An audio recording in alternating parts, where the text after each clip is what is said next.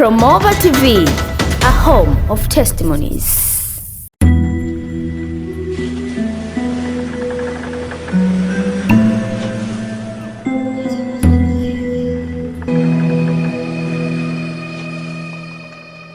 Bwana Yesu asifiwe. Basi karibu kwa ajili ya neno. Kwa majina naitwa Mchungaji Aroni Falesi wa Kanisa la Ushindi Shirabera hapa wilaya ya Misungwi, mkoa wa Mwanza. Basi twende moja kwa moja tushiriki neno kwa ufupi katika siku hii ya leo. Somo letu linahusu juu ya kuwa kielelezo. Inapatikana katika kitabu cha Tito 3:9. Na haya ndio maneno ambayo yanapatikana katika kitabu hiki cha Tito. Lakini maswali ya upuuzi ujiepushe nayo, na nasaba na magomvi na mashindano ya sheria, kwa kuwa hayana faida tena hayana maana. Basi baada ya kusoma hili neno, fumba macho nami niende kuomba. Mungu uketie mahali pa juu sana, asante kwa sababu ya wakati huu na majira haya Bwana, ambayo tunakuja kujifunza neno lako la siku ya leo. Uweza wako katembee juu ya kila mmoja anenitazama Bwana. Nguvu yako ikatembee juu yake Bwana, kupitia neno hili akapate neema, akapate nguvu, akapate uponyaji katika changamoto yoyote alionayo Bwana. Asante kwa sababu tutakwenda kumvusha zaidi hapo alipo, akaone mapenzi yako ndani yake, ni jinsi gani ambavyo tunampenda katika mazingira yoyote alionayo Bwana. Nakushukuru Mungu kwa sababu utakuwa nasi katika kipindi hiki. Nimeomba katika jina la Baba na Mwana na la Roho Mtakatifu, amen. Basi mtu wa Mungu, tutakwenda kuangalia mstari huo katika Tito 3:9. Kama umeshaandika, ujumbe ni kuwa kielelezo. Anasema, lakini maswali ya upuuzi ujiepushe nayo, na nasaba na magomvi na mashindano ya sheria, kwa kuwa hayana faida tena hayana maana. Ndugu mtazamaji na msikilizaji, Paulo anamwandikia waraka huu Tito ya kwamba kwa sababu amekusudia kuingia katika kazi hii ya Mungu, amekusudia kumshikilia Mungu, amekusudia kutembea katika njia za Mungu, basi aweze kujiepusha na mambo na maswali ya upuuzi. Anamueleza ya kwamba maswali ya upuuzi hayana faida, na mambo ya nasaba na magomvi, kwa sababu hayana faida katika maisha ya mwanadamu. Waraka huu anaopokea Tito akiendelea kumfundisha asimame katika msingi wa kumtegemea Mungu, asimame kwenye msingi wa kuifanya kazi ya Mungu, asimame kwenye msingi wa kimungu, asiende nje, asiende kushoto, bali atimize mapenzi ya Mungu katika uaminifu wake. Kwa hiyo anasema akawe kielezo. Ndugu yangu, mtu wa Mungu, na wewe pia unenisikiliza, unenitazama, ukawe kielezo katika maisha yako yote. Utembee katika kielezo, kawe mfano bora, kwa sababu ndipo kuna maisha yaliyo bora katika Bwana. Ukiwa kielelezo, ukiwa mfano bora, utakuwa na kitu cha faida katika umma inayokuzunguka. Bwana Yesu asifiwe. Haleluya, mtu wa Mungu. Na anasema kwamba haya ni mapenzi ya mtu ambaye tayari ameshamwamini Yesu. Lakini bado mtunga Zaburi anasema katika ile Zaburi ya kwanza, fungua kitabu cha Zaburi sura ya kwanza na ule mstari wa kwanza na hadi mstari wa pili. Anasema, heri mtu yule asiyekwenda katika shauri la wasio haki, wala hakusimama katika njia ya wakosaji, wala hakuketi barazani pa wenye mizaha, bali sheria ya Bwana ndiyo impendezayo, na sheria yake huitafakari mchana na usiku. Neno la Mungu linasema heri mtu yule anayetembea katika shauri la Bwana. Kuna nini katika shauri ya Bwana? Kuna nini katika njia ya Mungu? Kuna faida katika njia ya Mungu iliyo sawa sawa. Na kuna nini katika kuketi barazani pa wenye mizaha. Kuna kitu gani kinachoweza kutokea? Hata mtunga Zaburi anasema usiketi kibarazani pa wenye mizaha. Kuna kitu gani? Akitamani kwamba watu watembea kwa sheria ya Bwana, ndiyo inayompendeza Bwana. Jibu letu ni kwamba katika kuketi na kuchangamana na watu wenye mizaha, unaweza kupata matatizo, unaweza kupata shida, unaweza ukakatiza maisha yako, kwa sababu Mungu hapendi watu wenye mizaha. Mungu hapendi watu wenye magomvi. Mungu hapendi watu wenye mambo ya upuuzi. Na hii ni uthibitisho kabisa kwamba hata ukienda huku kitabu cha mwishoni huku mwanzoni huku, utaona mtu mmoja ambaye alikuwa ni mtumishi wa Mungu, Elia, akiwa na Elisha.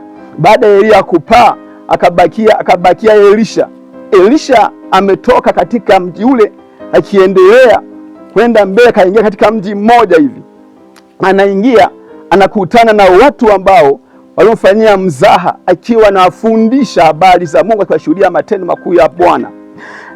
Maandiko yanasema ndipo Elisha akawarani kwa jina la Bwana. Alipowarani, wakatokea dubu wa kike wawili mwituni, wakavunjwa. Nini? Kwa sababu walimfanyia mzaha, akiwa anatangaza habari za neema ya Mungu. Na ukitaka tuone swala hili na andiko hili kwamba mzaha ni hatari, tuthibitishe katika kitabu chetu Wafalme wa Pili sura ya 2 na mstari ule wa 23 mpaka 24. Haya ndiyo maneno ambayo yanazungumza. Akakwea kutoka huko mpaka Betheli, naye alipokuwa akienda njiani, wakatoka vijana katika mji, wakamfanyia mzaha, wakamwambia, paa wewe mwenye upaa, paa wewe mwenye upaa. Akatazama nyuma, akawaona, akawarani kwa jina la Bwana. Wakatoka dubu wawili wa kike mwituni, wakawararua vijana 42 miongoni mwao. Akatoka huko akaenda mlima Karmeli, na toka huko akarudi mpaka Samaria. Ndugu mtazamaji na msikilizaji, unaona mambo ya upuuzi, unaona mambo ya mizaha yalileta athari kwa vijana 42 walipohubiriwa habari njema za ufalme wa Mungu na mtumishi wa Mungu Elisha, lakini wao kamfanyia mzaha. Na tena mzaha wao kasema kwamba paa wewe mwenyewe mwenye upaa.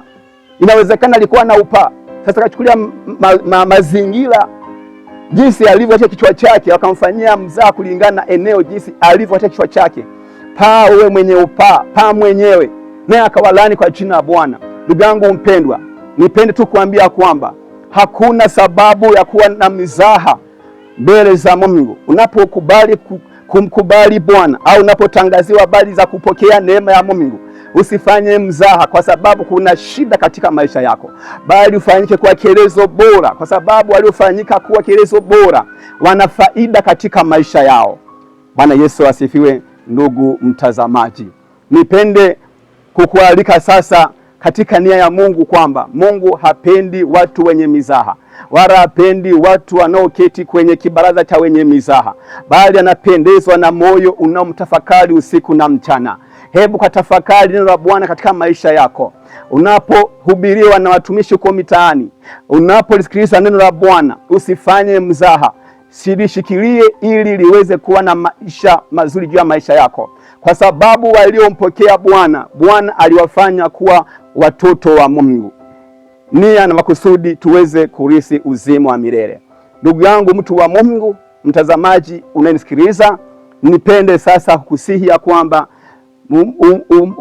duniani hapa tunapita, na hapa ndipo kuna eneo limejawa na upuzi na mizaha.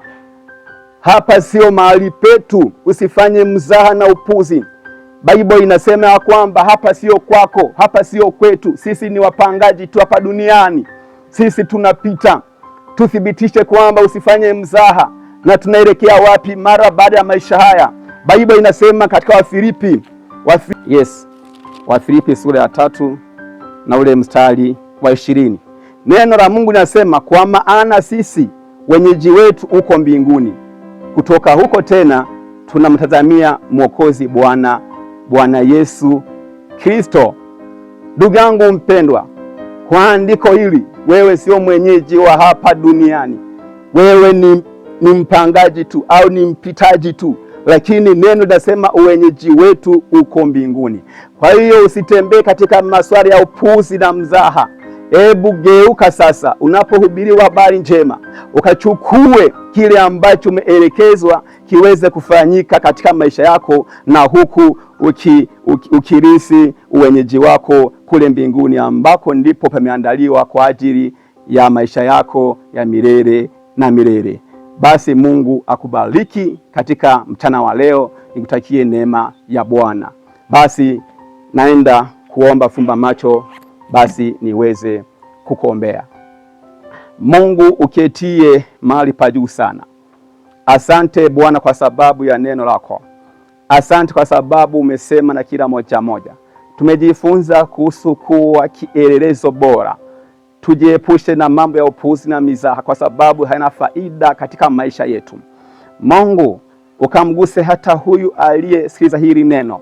Yawezekana alikuwa na upuuzi na mizaha na mambo ya nasaba na ugomvi, akajiepushe nayo Bwana, bali afanyike kuwa mwanafunzi bora, afanyike kuwa kielelezo bora, akaone wito wako ndani yake, akaone mapenzi yako Bwana, ukamtetee hata wakati wa changamoto. Mungu kawe pamoja naye Bwana. Baba, yamkini wakati una majira haya ana shida mbalimbali, ana vifungo mbalimbali ambavyo vinamtesa, ninaviangusha kuanzia sasa. Vifungo vya mapepo, vifungo vya kuzimu, vifungo vya magonjwa, rana mikosi. Yamkini hajawahi kubeba mimba toka ameolewa, hilo tumbo limefungwa, likafunguliwe leo kuanzia saa hii katika jina la Yesu. Baba, asante kwa sababu umesikia na umetenda. Nimeomba na ushukuru katika jina la Baba na Mwana na Roho Mtakatifu. Amen. Ndugu msikilizaji na mtazamaji, kwa muda huu ndio nifikia mwisho wa neno hili la siku ya leo. Basi kama jinsi nilivyotangulia kusema kwamba kwa majina yangu naitwa Mchungaji Aroni Falesi wa Kanisa la Ushindi hapa Shirabera, wilaya ya Misungwi, mkoa wa Mwanza. Basi nipende tu kukaribisha katika ratiba zetu za ibada. Tunakuwepo hapa siku ya Jumatano kuanzia saa 10 kamili mpaka saa 12 kamili. Lakini vile vile tunakuwepo siku ya Ijumaa kuanzia saa 4 kamili asubuhi mpaka saa 12 kamili jioni. Hiyo siku ya Ijumaa ni siku ya kufunga, maombi na kuombea watu wenye matatizo mbalimbali, wenye mahitaji mbalimbali.